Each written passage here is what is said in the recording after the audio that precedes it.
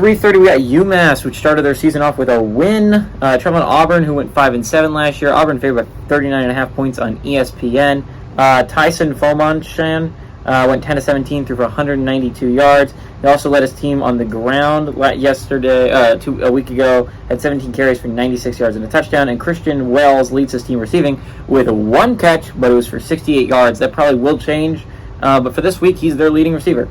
Auburn last year, yet to play a game, remember, but Robbie Ashford went 123-250, threw for 1,613 yards, 7 touchdowns, 7 interceptions. They lose their leading rusher in Tank Bigsby, who had 179 carries for 970 yards and 10 touchdowns last year, and Javarius Johnson had 26 catches for 493 yards and 3 touchdowns.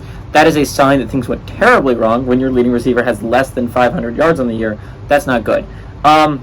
These two teams have never played, weirdly enough. UMass and Auburn have both been in programs that have been around for a while. The fact that they haven't played yet is astounding. But Auburn was not good last year. Remember, this is not a good Auburn team. They bring in Hugh Freeze.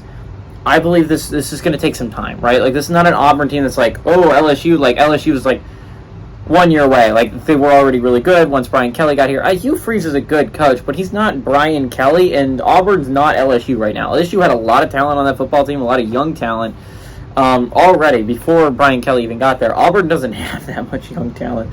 They're not that good of a football team yet, and do I think they could be a bowl team? Yeah, they could be.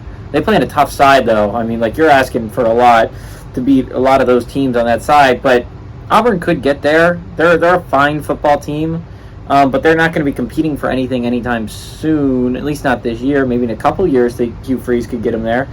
UMass actually had a really good showing. I'm going to give some props to UMass. I picked New Mexico State to beat UMass because New Mexico State looked good at the end of last year.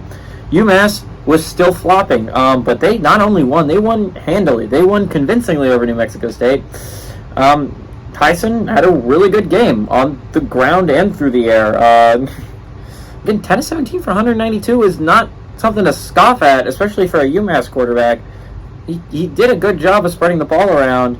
He also did a lot with his legs. I mean, it's not an easy UMass team. Auburn should win, though. I think Hugh Freeze is a really good coach. Give me Hugh Freeze and the Auburn Tigers to win and cover the 39.5 point spread.